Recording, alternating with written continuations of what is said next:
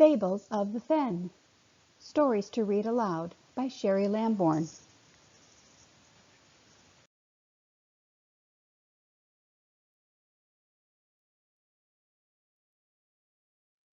Chapter 6.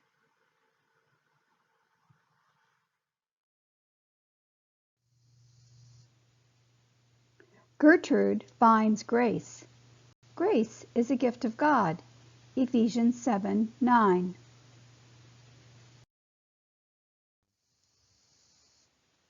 Gertrude was carrying on in her usual complaining tone of voice, and sounded quite angry. "I can't believe we helped that grouchy old turtle. He doesn't deserve it. He's mean to everyone, and doesn't deserve our kindness." "Now, Gertie," said Gus, trying to calm her down, "helping Trollinger Turtle remove that horrible hook from his mouth teaches us a lesson. We need to be kind toward one another, even when we think they don't deserve it. We gave him grace."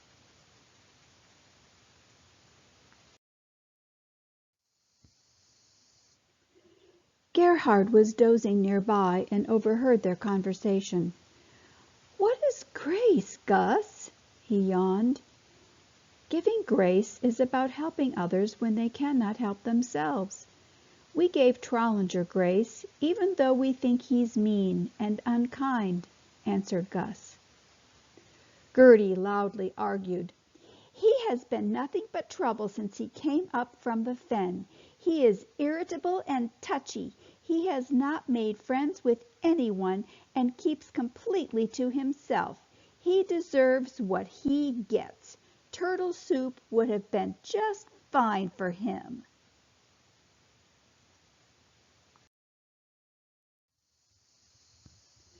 By this time others heard and were curious about the noisy commotion. They began to gather around, eager to listen. Gus always had something wise and important to say, and no one wanted to miss this conversation.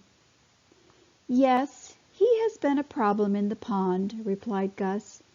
"He is bad-tempered and unpleasant most days, but doing something good for someone when they are in trouble and they don't deserve it, that is grace. And my hope is that when we are kind to him, it speaks to his heart and makes him less grumpy."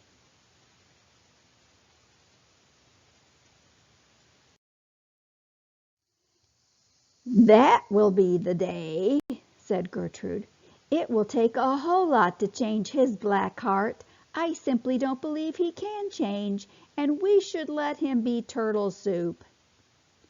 "You can never tell," said Gus. "We must continue to give others grace, because it's the right thing to do."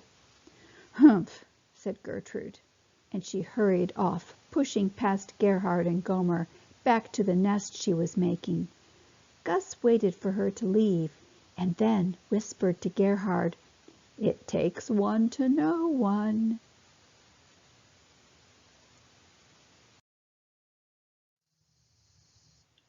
The warm spring air was melting the ice on the pond, and green leafy buds began popping out on the trees.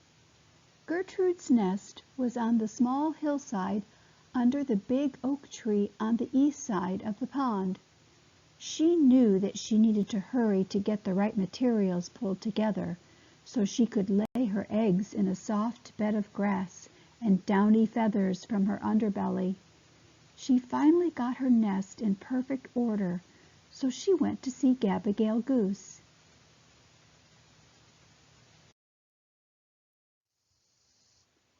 Gabigal Goose got her name because she was Gabby.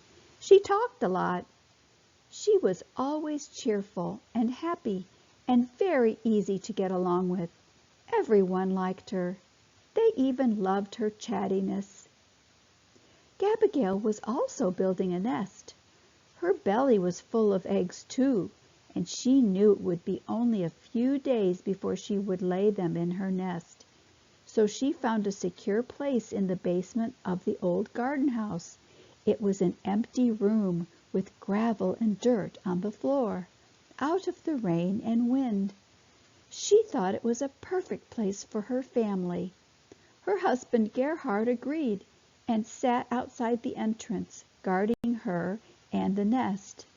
He was napping there when Gertrude came by.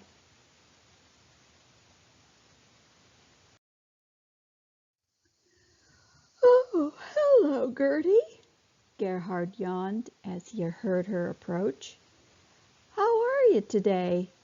Do you have your nest ready?" "Sure do," said Gertrude. "Is Gabigal in?" "Yep, go right in." Gerhard settled back down, curling his orange feet and legs under his belly. He resumed his nap by twisting his neck and resting his head on his snowy white feathers.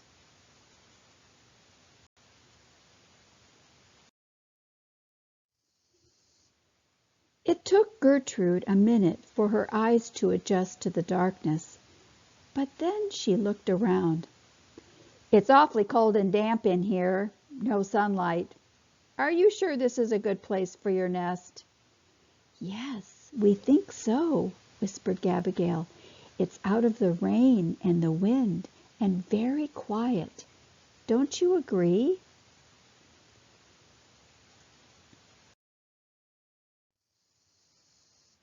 "Humph," said Gertie. "Not sure. We'll see. My nest is under the old oak tree. The sunlight warms it up every day, and it's very quiet on the upper pond. I think my place is much better than yours," she said with a haughty tone. That means she spoke in a superior way, trying to make Gabigal feel badly. "It may be, Gertie," replied Gabigal, "but I'm protected here from the weather.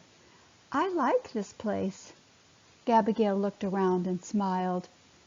"Well, we'll have to see, won't we?"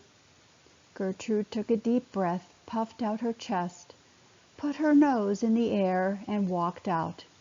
She was very proud of her site selection for her nest. She stomped out of the garden house, ignoring Gerhard completely. "Bye, Gertie," said Gerhard sleepily, but Gertrude didn't answer.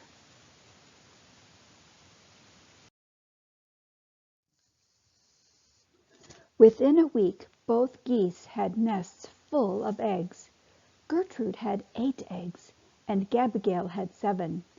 They were both very proud mothers. One afternoon, Gertrude made another visit to Gabigal and left her nest and her eggs to warm in the soft yellow sunlight. "Hello, Gabigal. How are your eggs?" "Just fine, thank you. And yours?" "Wonderful. I have 8, one more than you. They are warming in the sun so I can get away for a while. I told you this place is damp and cold. You can never get away from the nest in this dark place. The sun warms mine beautifully so I can visit my friends. Too bad you can't." Once again, Gabigal felt Gertie's disdain and disapproval. "Well, I'm off to visit Guinevere and Gustavus. See you later." Gertrude walked out and clicked her tongue in disapproval.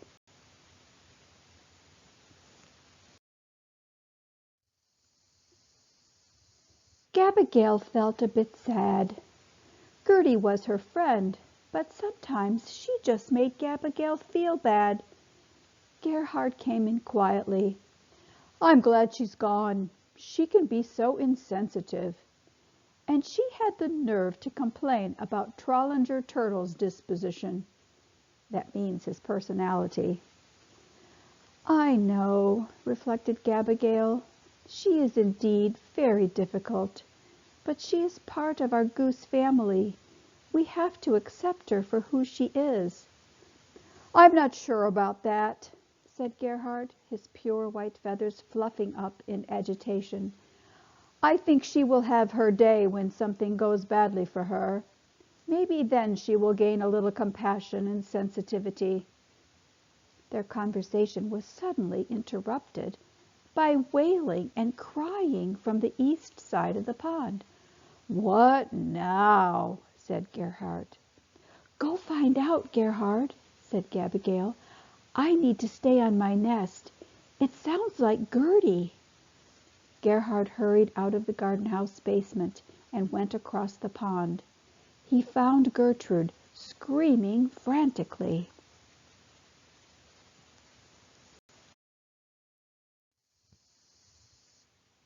"Help!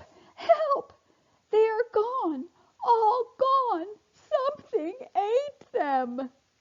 When the other geese arrived, they found Gertie crying uncontrollably and flapping her wings, running back and forth around her nest. Her eggs were cracked and open and empty. "I'm childless!" she screamed. "Childless! How can this be? Why didn't someone see? Where were you all? Gomer, why weren't you watching?" Gomer put his head down, ashamed and embarrassed. He loved Gertie, and he felt he should have paid more attention, but he didn't know she was leaving her nest that day.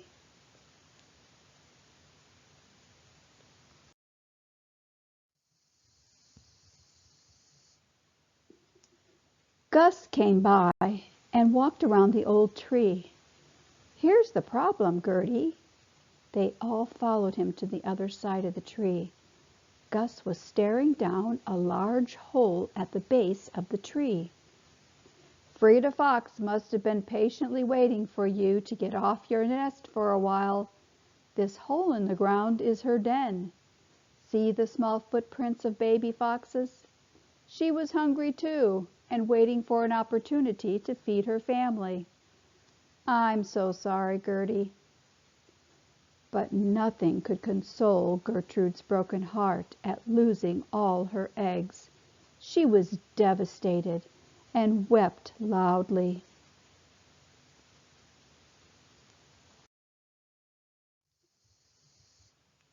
Gus went back to her nest and poked his beak around the crumbled shells. He moved a few leaves and sticks, then said, "Just a minute, Gertie. There's a whole egg here, undamaged." "Really?" cried Gertrude. "Are you sure?"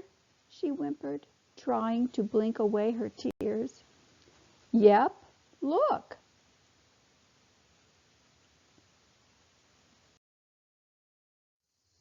Sure enough, one egg had been spared. "Oh my," wept Gertie. "There is one, there is one." Gus helped Gertie remove the shattered shells. She pushed the solitary egg in the middle of the nest and carefully tiptoed around the egg and gently lowered her downy belly. "I'm not leaving until it's hatched," she whimpered. All shook their heads in sorrow. They left Gertrude and sadly walked back to the pond together. Only Gomer stayed behind to keep watch and provide some comfort.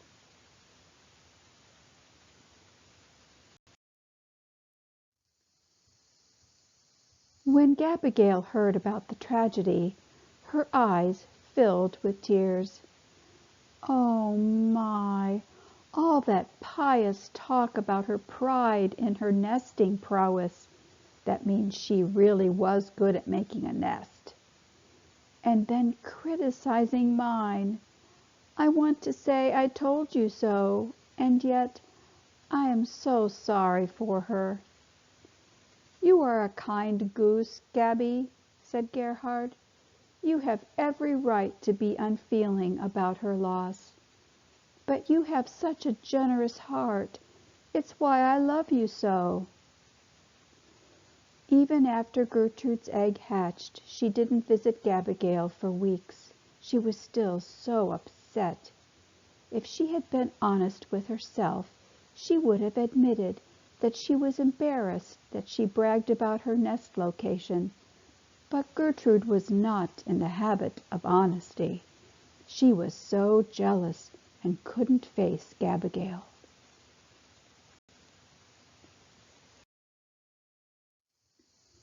In 1 week, Gabigail's eggs were all hatched. Yellow and brown goslings were popping out of the eggs. The whole geese family came to admire the beautiful babies. Gertrude arrived late and admired from a silent distance, her solitary gosling behind her. When she saw her, Gabigal was so happy. "Gertrude," said Gabigal with great compassion, "come here, please." Gertrude approached the nest cautiously. "Gertie, thank you for coming by. I need to ask a favor. I would like you to help me raise my baby geese. Would you be their Auntie Gertie? I sure could use the help." Gabigal knew she could manage her brood of 7 on her own, but she was trying to be kind to Gertrude and include her due to the loss of almost all her eggs.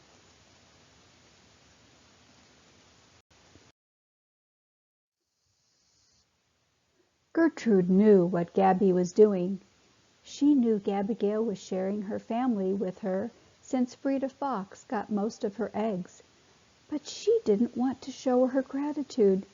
She just didn't want to be humble. "Certainly I'll help. They will indeed need my expert guidance, and you will need help with 7 little ones." Although Gertrude didn't thank Gabigal for her kindness, Gabigal knew Gertrude was grateful somewhere deep in her heart. She only wished Gertrude would express it at least some of the time. "And here is your lovely baby, Gertie." Gabigal admired Gertrude's new gosling. "What a darling little girl goose!" exclaimed Gabigal. "She's lovely and sweet. What have you named her?" "I haven't yet decided, since it's such an important decision. Yes, she is indeed lovely," said Gertrude proudly.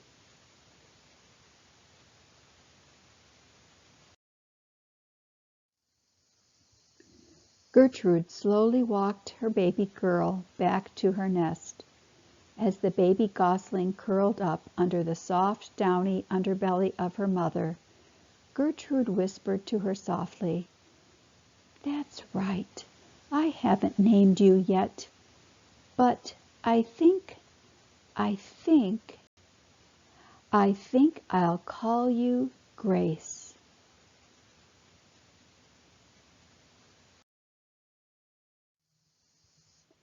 Let's talk about this. How did Gertrude feel about Gabigal's nest? Press pause. How did Gertrude feel about her eggs being eaten by Frida Fox? Press pause. Did Gabigal show Gertrude grace? How? Press pause. Have you ever been jealous of someone? How does it feel? Press pause. What did Gertrude name her baby goose? Press pause. Listen to a song. Grace is bigger.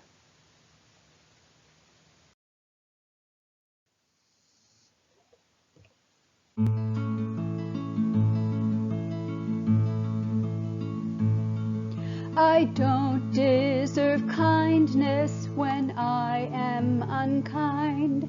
I don't deserve friendship when I hold a grudge. We cannot build trust when I tell you a lie, but God gives forgiveness and He is the judge. Grace is bigger than all my mistakes. Seeing my own pride is all that it takes to realize I'm part of the whole human race. I'm grateful that God gives me grace. I don't deserve gentleness when I am harsh. I won't get compassion when my heart is cold.